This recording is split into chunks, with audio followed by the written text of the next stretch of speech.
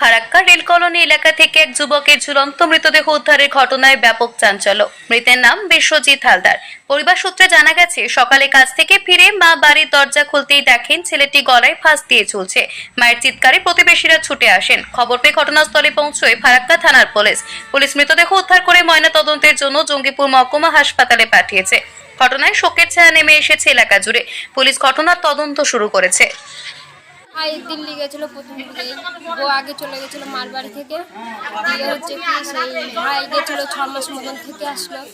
দিয়ে ভাই মিলে কিছু দেখেছে টেকেছে, তাও ভাই থাকতে চেয়েছে দিল্লিতে। হ্যাঁ, তাও ভাইকে এরকম পাঠিয়ে দিল যে তুই আমার কাছ থেকে চলে যা। যে ও কিছুদিন ছিল বোনের বাড়িতে থেকে দিয়ে চলে আসলো। আজকে কি হয়েছে ঘটনা?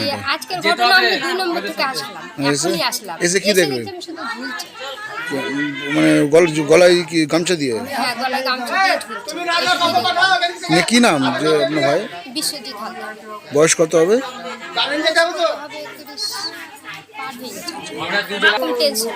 কি কারণে?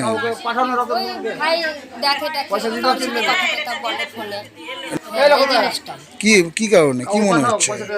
ওগুলোই আমি ভাই যা বলে তাই শুনে। আমরা তো দিল্লি থাকি না, আমরা থাকি 2 নম্বর কলোনি। আমি শ্বশুর বাড়ি, আমি মাদের বাড়িতেও সেরকম আসি না, খুব কম। সেটা তো আমরা তো জানি যে বোর জন্য মানে বউ ছেড়ে চলে গেছে বলে। বোর জ্বালাতে আরো গলা। আপনার নাম? আমার নাম আলপনা। ওই যে মা বলতে পারবে। আপনার নাম কি? আমার নাম আলপনা। কে হলো ওটা আপনার? আমার ভাই হলো।